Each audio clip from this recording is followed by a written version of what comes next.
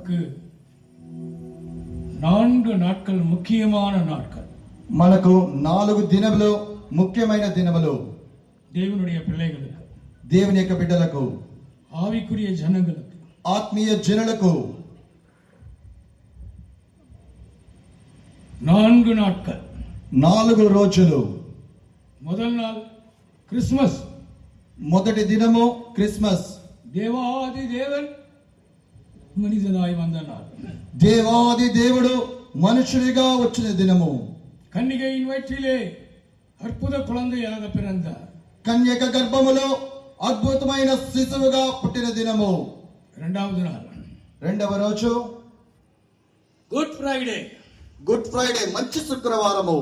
యేసు సిలువైలే తన జీవனை கொடுத்த நாள்.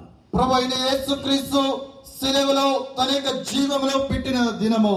கடைசி சொட்டு ரத்தத்தையும் எனக்காக, உங்களுக்காக, உலகத்தில் இருக்கிற ஒவ்வொருவருக்காக యేసు సిందినదాన నాள்.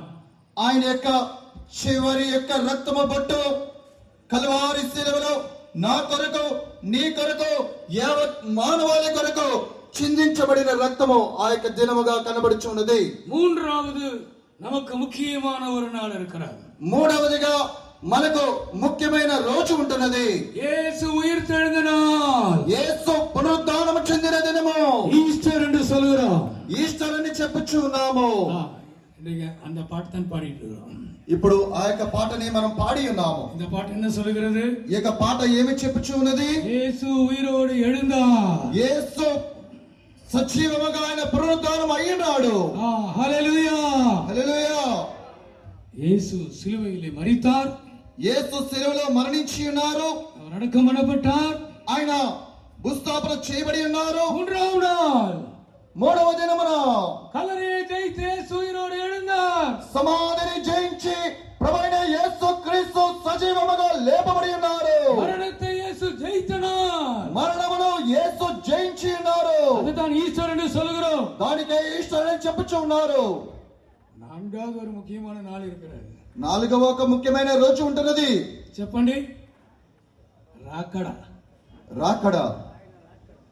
మనవాళ్ళనాగ வரப்போகிறார். ఆయన పెళ్లి కుమారుడుగా రాబోచున్నారు. సభயை கைப்பிடிக்க போகிறார். సంఘమును చేపట్టుకొని తీసుకుని వెళ్ళే నిమిత్తము கிறிஸ்துவின் சபை மனவாட்டியாக இருக்கிறார். క్రీస్తు యొక్క సంఘము పెళ్లి కుమార్తెగా కనబడుచు ఉన్నది. మనవాళ్ళనా యేసు வருவார். పెళ్లి కుమారుడైన యేసు రాబోచున్నాడు. శీఘ్రమాయ్ அவர் வருவார். అతి శీఘ్రముగా ఆయన రాబోచున్నాడు.